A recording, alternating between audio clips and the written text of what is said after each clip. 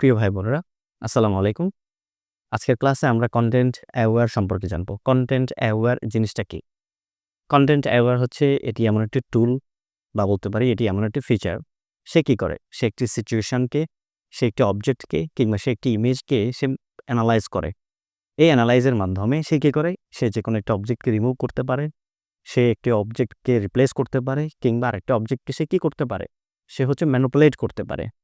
তাহলে আমরা চলেন এই কনটেন্ট অ্যাওয়্যার টুল সম্পর্কে আমরা একটু বিস্তারিত দেখি কিংবা আসলে মূলত এর কাজটা কি সেই জিনিসটা আমরা একটু বোঝার চেষ্টা করি। আমরা যখন কোনো ছবি আমরা নেই, কোনো ছবি আমরা নেওয়ার পরে আমরা অনেক সময় অনেক ছবিতে আমরা অনেক কিছুই দেখি যে এই ছবিতে আমরা হয়তো মনে করি যে এখান থেকে জিনিসটাকে রিমুভ করতে হবে কিংবা এই জায়গাটাতে এই জিনিসটা একটু অতিরিক্ত আছে, এই জিনিসটাকে এখানে একটু কিছুটা গ্যাপ আছে, সেই গ্যাপটাকে আমি ফিল আপ করে দিই। ফর এক্সাম্পল আমি যদি এই জায়গাটুকুকে, ঠিক আছে? এই জায়গাটুকুকে অন্যান্য জায়গার মতো করে করতে চাই, তাহলে আমি কি করব? এটি করার অনেকগুলো ওয়ে আছে। সেই ওয়েগুলো আমরা আস্তে, আস্তে করব। কিন্তু আজকে আমরা কনটেন্ট অ্যাওয়্যার টুল দিয়ে আমরা এটুকু দেখব। এই কনটেন্ট অ্যাওয়্যার টুলের মাধ্যমে করলে কি হয়? এটি মূলত পুরো একটা সিচুয়েশনকে অর্থাৎ দেখেন এই পুরো ইমেজটাকে সে ভালো করে রিড করবে। সে ভালো করে দেখবে যে পুরো ইমেজ জুড়ে আসলে কোন জিনিসটার আধিক্য বেশি। কোন প্যাটার্নের কোন ধরনের আসলে ছবিটা। সে ছবির উপর ডিপেন্ড করে সে এই জায়গাটাকে রিড করবে। এই জায়গাটাকে কি একটা রেজাল্ট সে এনে দিবে। ব্যাপারটা কিরকম চলেন আমরা একটু ভালো করে দেখি।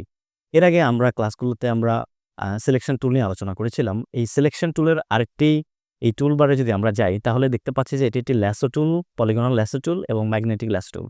বাকি দুটো অপশন আমরা পরে এক্সপ্লেন করব। কিন্তু আজকে যেহেতু ল্যাসো টুল আছে সেই ল্যাসো টুলের চলেন এর আগে ব্যবহারটা আমরা একটু বুঝে নেই। আমরা এর আগে সিলেকশন টুলে কি করেছি এটাকে অনেকটা স্ট্রেইট আমরা সিলেক্ট করতে পারি। অর্থাৎ দেখেন এই সিলেকশনগুলোকে কোনোভাবে কিন্তু আমি চাইলে কিন্তু এভাবে ধরে কিন্তু আমি করতে পারছি না। সে কোনো না কোনোভাবে কি এরকম থাকছে। তো চলেন ল্যাসো টুলের মাধ্যমে কি হয় তাহলে আমি আমার মতো করে অর্থাৎ ফ্রি হ্যান্ড যে সিলেকশন সেই ফ্রি হ্যান্ড সিলেকশনটা আমি করতে পারি। মূলত ল্যাসো টুলের কাজটা হচ্ছে ঠিক এরকম। একইভাবে আমরা যদি এটা মাউসের রাইট বাটনে ক্লিক করে থাকি তাহলে আমরা এর আগে যে সিলেক্ট বাটনে যে সমস্ত অপশনগুলো পেয়েছি ল্যাসো টুলের এই সিলেকশন করার পরেও ঠিক আমরা একই ধরনের অপশনগুলো পাবো। সহজ করে যদি বলি ল্যাসো টুলটা হচ্ছে কি এক ধরনের ফ্রি সিলেকশনের একটা উপায় বা একটা টুল আমরা বলতে পারি। ঠিক আছে? সো আমাদের এখন এখানে ল্যাসো টুলের একটু কাজ আছে। যেহেতু আমাদের এই জায়গাটা আমাদের একদম প্লেন না, একটু বিটখুটে। সো চলুন আমরা আমাদের তাহলে মূল টপিকে চলে যাই কনটেন্ট অ্যাওয়্যার মূলত কাজটা কি? সো চলুন আমরা ল্যাসো টুলের মাধ্যমে আমরা এই জায়গাটুকুকে আমরা প্রথমে সিলেক্ট করি। সিলেক্ট করার পর আমরা কি করব? আমরা মাউসের রাইট বাটনে ক্লিক করব। ক্লিক করার পরে আমরা কি করব? এইখানে দুঃখিত আমরা আমাদের লেয়ারটাকে সিলেক্ট থাকতে হবে।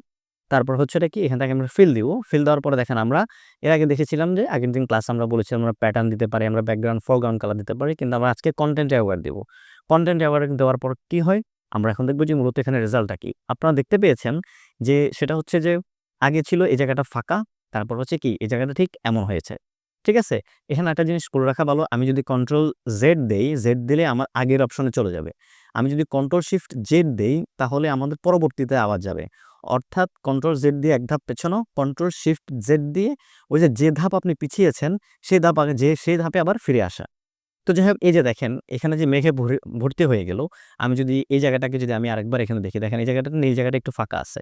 এখানে আমি ফিল দিই, ফিল থেকে আমি কনটেন্ট অ্যাওয়্যারে ক্লিক করি। একটু যদি ভালো করে খেয়াল করে দেখেন যে এইখানে কি হচ্ছে? সে মেঘ দিয়ে দিছে। সে কেন এখানে মেঘ দিছে? সে কেন এখানে ব্লু কালার দেয় নাই? বিকজ পুরো ছবিটাকে আপনি যদি একটু ভালো করে আপনি দেখেন, এই ছবির মধ্যে মূলত মেঘের আধিক্য বেশি। সেজন্য সে কি করেছে? এমনভাবে ছবিটাকে সে রিড করেছে, এমনভাবে এনালাইজ করেছে।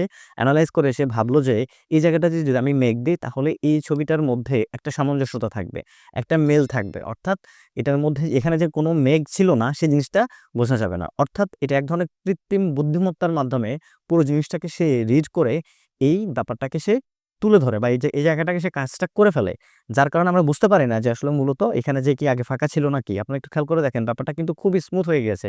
এমনকি আমি ভুলেও গেছি আসলে কোন জায়গায় আমি আসলে এডিট করেছি। এই ব্যাপারটাকে আমরা আরেকটু ভালোভাবে এক্সপ্লেইন করার জন্য আমরা এই খালি ছবিটাকে যাই। খালি ছবিটাতে আপনারা একটু ভালো করে যদি আমরা যদি দেখি, দেখেন এখানে পুরোটা কি? ঠিক ব্লু না, ব্লু এর মতো করে একটু ভাব আছে আমাদের পুরো আকাশটা। কিন্তু দেখেন পুরো আকাশে কি হচ্ছে? অল্প ২ টা জায়গায় কিন্তু মেঘ আছে। আমাদের আগের ছবিতে কি দেখেছি? পুরোটা জুড়ে মেঘ। তাহলে আমরা যদি এখানে দেখেন আমরা যদি আজকে এখানে যদি আমরা কনটেন্ট অ্যাওয়্যার আমরা যদি ব্যবহারটা করি তাহলে মূলত এখান থেকে কি রেজাল্ট আমরা পাই?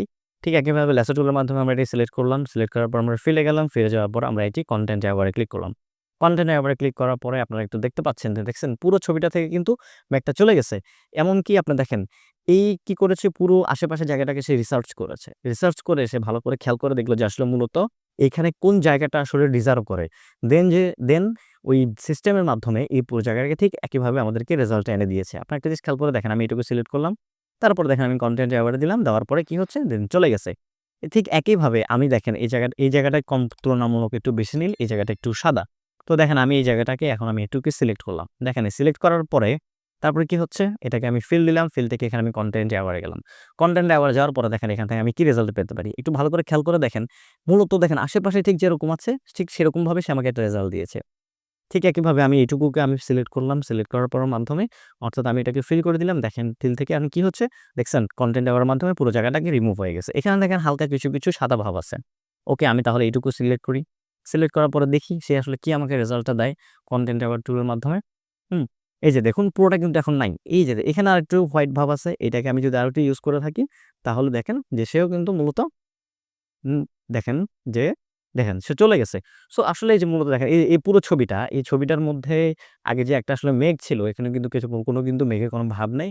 বরং আমরা এখন এটা দেখতে বুঝতে পারছি যে পুরোটা হচ্ছে এটি একটি প্লেন ছবির একটা কাজ। এছাড়াও আমরা কনটেন্ট অ্যাওয়ার্ড আরেকটি কাজ আমরা যদি দেখি, সে শুধু ম্যানিপুলেট করে না বা একটা জায়গাকে ফিল করে না বা একটা জায়গাকে রিমুভ করে না। এট দ্য সেম টাইম দেখেন সে কিভাবে কাজ করে। তার যে আসলে এনালাইজিং পাওয়ারটা আসলে কতটা কঠিন বা কতটা ভালো। আমরা এই জায়গাটাকে কি করি? আমরা দেখেন সিলেক্ট করার পরে কিবোর্ড থেকে ডিলিট বাটন চাপ দিয়ে আমরা পুরোটাকে ডিলিট করে দিছি। ডিলিট করে দেওয়ার পরে দেখেন এখন এখানে কি হবে আমি তো জানি না। আমি ধরে নিচ্ছি পুরো একটা ফ্রেমে আমার ছবিটার সাইজ ঠিক এরকম। এখন আমি চাচ্ছি এখানে কিছু একটা দিতে। এখন আমি এখানে কি দিব? নিশ্চয়ই আমি গাছপালা দিব না। আমার নিচে যেহেতু মেঘ আছে, চাইলে আমি চেষ্টা করব এখানে আমি মেঘ দিতে। তাহলে আমি মেঘটা পাবো কোথায়? হয়তোবা আমি ইন্টারনেট থেকে ডাউনলোড করব। ইন্টারনেট থেকে ডাউনলোড করার পরেও আমার এই ছবির সাথে যে ঠিক মিলবে এমনটা কিন্তু না। তখন আমি কি করব? তখন আমি এইভাবে ঠিক জায়গাটাকে ধরে নিচ্ছি যে আমার এই জায়গাটা পুরোটাই ফাঁকা। তখন আমি কি করব? এটাকে আমি এই অংশটুকু আমি সিলেক্ট করব। সিলেক্ট করার পরে আমি ফিল দিব। ফিল থেকে আমি আবার কনটেন্ট অ্যাওয়ার্ড দিব। কনটেন্ট অ্যাওয়ার্ড দেওয়ার পরে আমি এখন দেখব যে আসলে মূলত সে কি রেজাল্টটা আমাকে দেয়। আমরা দেখি, দেখা যাক এখানে কি ধরনের রেজাল্ট দেয়। এই যে দেখেন, ভালো করে আপনি খেয়াল করে দেখেন। মানে বোঝার কোনো উপায় নাই যে আসলে সে আসলে এখানে আমাকে কিভাবে সে রিসার্চ করে পুরো জিনিসটাকে আমাকে এখানে দিয়েছে। অর্থাৎ সে পুরো জায়গাটাকে ভালো করে আশেপাশের জায়গাটাকে সে রিসার্চ করেছে। রিসার্চ করে সে দেখলো যে হ্যাঁ, এখানে আসলে মেঘ দেওয়া দরকার বা মেঘের ধরনটা আসলে এখানে আসবে। ঠিক একইভাবে আমি যদি এই জায়গাটাকে দেখেন, আমি যদি এখানে সিলেক্ট করার পর আমি এটাকে ডিলিট করে দিছি। ডিলিট করে দেওয়ার পরে দেখেন আমি এখান থেকে আবার ফিল দিলাম। ফিল দেওয়ার পরে এখানে কনটেন্ট অ্যাওয়ার্ড এর মাধ্যমে আমি আবার এই জায়গাটাকে আমি সিলেক্ট করলাম। দেখা যাক আমি কনটেন্ট অ্যাওয়ার্ড এর মাধ্যমে এখানে আসলে আমি কি পাই। আশা করি এরকমটাই ঠিক আমি রেজাল্ট পাবো। ঠিক একইভাবে আপনারা দেখতে পাচ্ছেন যে বোঝার কোনো উপায় নেই যে সে আসলে মূলত কাজটা কিভাবে করেছে। অর্থাৎ কনটেন্ট অ্যাওয়ার এমন একটা টুল যে টুলের মাধ্যমে আমরা একটা পুরো ছবির একটা সার্বিক পরিস্থিতি আমরা বিবেচনা করতে পারবো। সে পরিস্থিতি বিবেচনায় আমরা এই জিনিসটার ব্যবহার ঠিক কিভাবে করা উচিত। অর্থাৎ একটা পিকচারকে খুবই স্মুথ করার জন্য, অর্থাৎ ম্যানিপুলেশন এর কাজটা খুবই স্মুথ করার জন্য আমরা মূলত কনটেন্ট অ্যাওয়ার এর ব্যবহারটা আমরা করতে পারবো। সো আশা করি আপনারা বুঝতে পেরেছেন মূলত কনটেন্ট অ্যাওয়ার এর কাজটা কিরকম। আপনারা চেষ্টা করবেন আপনাদের কোনো একটা ছবি একটা ডাউনলোড করে সেই জায়গাটা ছোট করে সিলেকশন টুলগুলোর মাধ্যমে সেখানে মাউসের রাইট বাটনে ক্লিক করবেন। হ্যাঁ? মাউসের রাইট বাটনে ক্লিক করার পরে তারপরে হচ্ছে গিয়ে এরকম আরকি মাউসের রাইট বাটনের ফিল থেকে আপনারা কনটেন্ট অ্যাওয়ার টুল দিয়ে ছোট করে এটাকে আপনারা সুন্দর করে এডিট করবেন, প্র্যাকটিস করবেন।